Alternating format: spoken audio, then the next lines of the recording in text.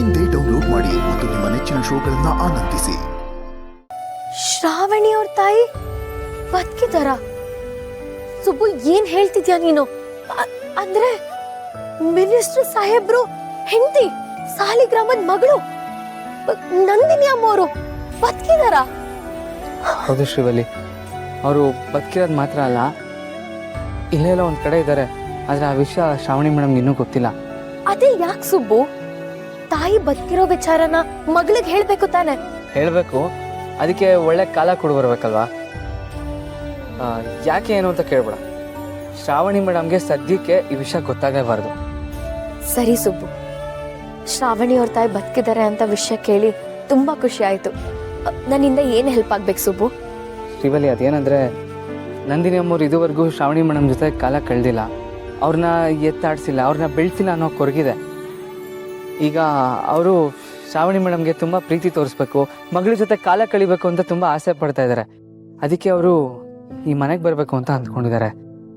ಅದ್ ಹೇಗ್ ಸಾಧ್ಯ ಸುಬ್ಬು? ಅಲ್ಲ, ಶ್ರಾವಣಿಗೆ ಗೊತ್ತಾಗ್ಬಾರ್ದು ಅಂತ ಹೇಳ್ತಿದ್ಯಾ? ಶ್ರಾವಣಿಗೆ ವಿಷಯ ಗೊತ್ತಾಗ್ದೆ ಅವರು ಪ್ರೀತಿ ಹೇಗ್ ತೋರ್ಸಕ್ಕಾಗತ್ತೆ? ಆಗುತ್ತೆ ಶ್ರೀವಲ್ಲಿ, ಅದಕ್ಕೆಲ್ಲ ನಾನು ವ್ಯವಸ್ಥೆ ಮಾಡಿದ್ದೀನಿ. ಅದೇ ಕಾರಣಕ್ಕೆ ನೀನು ಹೆಲ್ಪ್ ಬೇಕು ಅಂತ ಕೇಳ್ತಾ ಇರೋದು. ಸುಬ್ಬು, ಇದು ಪುಣ್ಯದ ಕೆಲ್ಸ. ಇಂಥ ಕೆಲ್ಸಗಳಿಗೆ ಹೆಲ್ಪ್ ಮಾಡೋದಕ್ಕೆ ನಾನು ಯಾವಾಗ್ಲೂ ತಯಾರಾಗಿರ್ತೀನಿ. ಹಾಗಂದ್ರೆ ಶ್ರೀವಲ್ಲಿ, ನಿಮ್ಮ ಮನೆ ಮೇಲ್ಗಡೆ ಒಂದು ರೂಮ್ ಇತ್ತಲ್ಲ, ಅದೇ ಶ್ರಾವಣಿ ಇದ್ನಲ್ಲ? ಹೌದು ಸುಬ್ಬು, ಈಗ ಅವನಿಲ್ಲ, ಅವನು ಹೋಗಾಯ್ತು. ಗೊತ್ತು. ಈಗ ಅದೇ ರೂಮ್ನ ಶ್ರಾವಣಿ ಮೇಡಮ್ ಅವ್ರ ತಾಯಿಗೆ ಬಾಡಿಗೆ ಕೊಟ್ಟಿನಿ ಅಂತ ಕರೆಸ್ಬೋದಾ? ಇಷ್ಟೇನಾ ಸುಬ್ಬು? ಇದನ್ನ ನೀನ್ ಕೇಳ್ಬೇಕಾ? ಖಂಡಿತವಾಗ್ಲೂ ನಾನು ಇದನ್ನ ಮಾಡ್ಕೊಡ್ತೀನಿ. Thanks Srivalli, thank you so much. ಇಷ್ಟು ಹೇಳಿದೆಯಲ್ಲ, ಮಿಕ್ಕಿದ್ ನಾನು ನೋಡ್ಕೊತೀನಿ.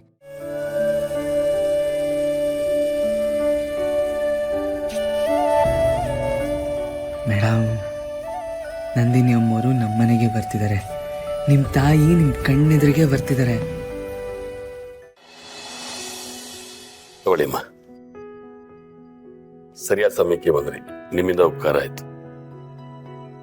ಇನ್ನೊಂದು ವಿಷಯ, ಈ ವಿಷಯ ಎಲ್ಲ ಹೊರಗಡೆ ಬರಬಾರ್ದು. ನೀವು ಸ್ವಲ್ಪ ದಿನ ಊರು ಬಿಟ್ಬಿಡಿ.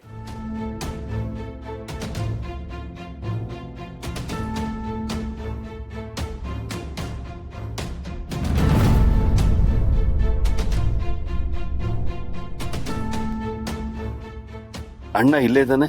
ಅಣ್ಣನ್ಗೇನಾದ್ರೂ ಗೊತ್ತಾಗೋಯ್ತಾ? ಏನು ಸುರೇಂದ್ರ, ಇಲ್ಲೇನು ಮಾಡ್ತಿದ್ದೆ? ಅದು ಅದು ಯಾಕೆ ಒಬ್ಬನೇ ನಿಂತಿದ್ಯಾ? ಸದ್ಯ ಅಣ್ಣಂಗೇನು ಗೊತ್ತಾಗಿಲ್ಲ. ಏನಿಲ್ಲ ಅಣ್ಣ, ಅದು ಮನೇಲಿ ನಡೀತಿರೋ ವಿಷಯಗಳನ್ನ ನೆನೆಸ್ಕೊಂಡು ನಿಂತಿದೆ. ಅಲ್ಲ, ಈ ವಿಷಯದಲ್ಲಿ ನನಗೆ ಎಷ್ಟು ಬೇಜಾರಾಗಿದೆ, ನಿನಗೆ ಎಷ್ಟು ಬೇಜಾರಾಗಿರ್ಬೇಕಲ್ವಾ? ಸುರೇಂದ್ರ, ಅಕ್ಕನ ಬಗ್ಗೆ ಯೋಚನೆ ಮಾಡೋದನ್ನು ಬಿಟ್ಕೊಡೋ. ಯಾಕೆ ಅವಳು ಇತ್ತೀಚೆಗೆ ವಿಚಿತ್ರವಾಗಿ ಆಡ್ತಾ ಇದ್ದಾಳೆ. ಪ್ರತಿಯೊಂದು ವಿಷಯದಲ್ಲೂ ನನ್ನ ನಂಬಿಕೆ ಕಳ್ಕೊತಾ ಇದ್ದಾಳೆ. ಅಲ್ಲ, ಇವತ್ತಾದ್ರೂ ಅವಳು ಮಾತಾಡಿದ್ ನೋಡಿದ್ರೆ ಏನೋ ನಡೆಯುತ್ತೆ ಅಂತ ಅನ್ಕೊಂಡಿದ್ದೆ. ಆದರೆ ಇವತ್ತು ಕೂಡ ಅವಳದು ಇನ್ನೊಂದು ನಾಟಕ ನೋಡ್ದಂಗೆ ಆಯ್ತು. ಅದೇನು ಪ್ರೂವ್ ಮಾಡಕ್ ಹೊರಟಿದ್ಲು ಅಂತಾನೆ ಅರ್ಥ ಆಗ್ಲಿಲ್ಲ. ಹೋಗ್ಲಿ ಬಿಡೋಣ, ಅವಳ ಬಗ್ಗೆ ಗೊತ್ತೇ ಇದೆಯಲ್ಲ, ಆಗೋದೆಲ್ಲ ಆಗೋಯ್ತು. ಆದ್ರೆ ಅವಳ ಬುದ್ಧಿಯಿಂದ ಮನೆ ಕೆಲಸದವ್ರಿಗೆಲ್ಲ ಅವಮಾನ ಮಾಡ್ದಂಗಾಯ್ತು. ಅದಕ್ಕೆ ಸುರೇಂದ್ರ, ನಾನು ಅಲ್ಲೇ ಅವ್ರನ್ನ ಕ್ಷಮೆ ಕೇಳ್ಬಿಟ್ಟೆ. ನಾನು ಆ ವಿಷಯ ಎಲ್ಲ ಮಾತಾಡಕ್ಕೆ ಬಂದಿದ್ದು. ಮತ್ತೇನಣ್ಣ? ಅದು ನಾನು ಈ ಜಾನಕಿ ಅವ್ರ ಮುಖನ ಇವತ್ತೇ ನೋಡಿದ್ದು.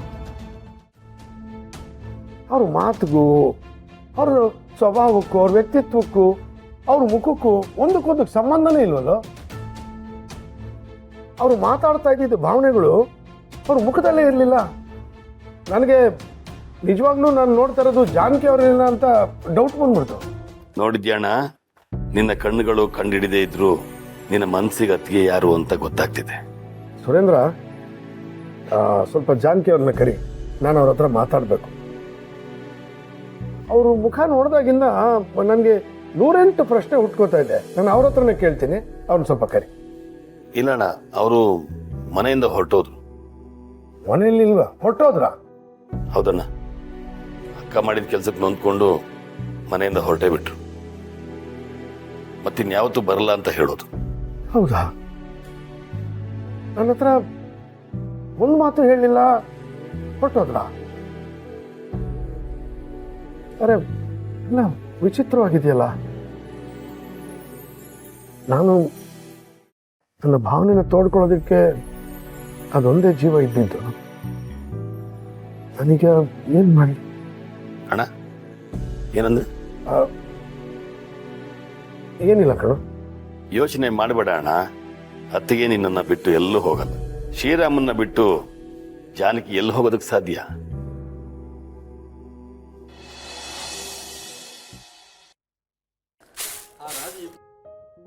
ಆ ರಾಜ ಯುದ್ಧಕ್ಕೆಂತ ಬೇರೆ ದೇಶಕ್ಕೆ ಹೋಗ್ತಾನೆ. ಆಗ ಅರಮನೆಯಲ್ಲಿ ರಾಣಿ ಮತ್ತೆ ಆ ರಾಣಿಗಿರೋ ಪುಟ್ಟ ಮಕ್ಕಳು ಇರ್ತಾರೆ. ಅಂತ ಸಮಯದಲ್ಲಿ ಶತ್ರುಗಳು ಆಕ್ರಮಣ ಮಾಡ್ತಾರೆ. ಅಯ್ಯೋಯ್ಯೋ, ಆಮೇಲೆ ಏನಾಯ್ತು ತಾತ? ಆಗ ಆ ತಾಯಿ ತನ್ನ ಜೀವ ಹೋದ್ರೂ ಪರವಾಗಿಲ್ಲ, ಮಗು ಜೀವ ಕಾಪಾಡಬೇಕು ಅಂತ ಆ ಶತ್ರು ಜೊತೆಲಿ ಯುದ್ಧ ಮಾಡ್ತಾಳೆ. ಅರಮನೆಗೆ ಶತ್ರುಗಳು ಆಕ್ರಮಣ ಮಾಡಿದಾಗ ತಾಯಿ ತನ್ನ ಹೆಣ್ಮಗುನ ಅವಳು ಹಿಂದೆ ಬಟ್ಟೆಲಿ ಕಟ್ಕೊಂಡು ಅರಮನೆ ಮೇಲಿಂದ ಕೆಳಗೆ ಜಿಗಿದು ಮಗು ಪ್ರಾಣ ಕಾಪಾಡ್ತಾಳೆ. ಬಂದಿರೋ ಶತ್ರುಗಳ ಜೊತೆ ಹೋರಾಡಿ ತನ್ನ ಮಗು ಜೀವನ ಕಾಪಾಡ್ತಾಳೆ. ಅವಳಿಗೆ ಭಯ ಆಗಲ್ವಾ ತಾತ? ಅವಳಿಗೆ ಭಯ ಆಗಲ್ಲ. ತನ್ನ ಕುಡಿನ ಕಾಪಾಡೋದಕ್ಕೆ ಯಾವ ಭಯ ಹೇಳು? ಅಂತ ಸಮಯ ಬಂದ್ರೆ ತನ್ನನ್ನು ತಾನೇ ಮರೆತು ತಾಯಿ ಆದವಳಿಗೆ ಮಗುನ್ ಕಾಪಾಡೋದು ಮೊದಲನೇ ಗುರಿಯಾಗಿರುತ್ತೆ. ಸಮಯ ಸಂದರ್ಭ ಅಂತ ತಾಯಿಯಿಂದ ಮಗು ದೂರ ಆಗ್ಬೋದು, ಆದ್ರೆ ಆ ಮಗು ಕಷ್ಟದಲ್ಲಿದ್ದಾಗ ತಾಯಿ ಹೃದಯ ಕೊರಗ್ತಾ ಇರುತ್ತೆ. ಮಗು ಹತ್ರ ಬರಬೇಕು ಅಂತ ಹಂಬಲಿಸ್ತಾ ಇರುತ್ತೆ. ಹೌದಾ ತಾತ? ಎಲ್ಲ ಅಮ್ಮಂದಿರು ಹೀಗೆ ಇರ್ತಾರಾ? ಹೌದು ಪುಟ್ಟ, ಎಲ್ಲ ಅಮ್ಮಂದಿರು ಹಾಗೆ ಇರ್ತಾರೆ. ತಾಯಿ ಅಂದ್ರೇನೆ ತ್ಯಾಗ, ತಾಯಿ ಅಂದ್ರೇನೆ ಧೈರ್ಯ, ತಾಯಿ ಅಂದ್ರೇನೆ ಪ್ರೀತಿ. ತಾಯಿ ಒಬ್ಳು ಜೊತೆಯಾಗಿದ್ರೆ ಸಾಕು, ಮಗು ನೆಮ್ಮದಿಯಾಗಿ ನಿದ್ದೆ ಮಾಡುತ್ತೆ, ಹೊಟ್ಟೆ ತುಂಬಾ ಊಟ ಮಾಡುತ್ತೆ, ಎಂಥ ಸಂದರ್ಭನೂ ಧೈರ್ಯದಿಂದ ಎದುರಿಸುತ್ತೆ. ಹಾಗೆ ಮಗುಗೆ ಕಷ್ಟ ಅಂತ ಬಂದ್ರೆ ತಾಯಿ ತನ್ನ ಜೀವದ ಬಗ್ಗೆನೂ ಯೋಚನೆ ಮಾಡಲ್ಲ. ಮಗುಗೆ ಒಂದು ಸಣ್ಣ ತೊಂದರೆ ಬಂದ್ರು ತಾಯಿ ಎಲ್ಲೇ ಇದ್ರು ಪ್ರೀತಿಯಿಂದ ಕೈ ಚಾಚಿ ಕಾಪಾಡ್ಕೋತಾಳೆ. ಎಂಥ ಸಂದರ್ಭ ಬಂದ್ರು ಮಗು ಕೆಳಗ್ ಬೀಳ್ದಿರೋ ಹಾಗೆ ನೋಡ್ಕೋತಾಳೆ.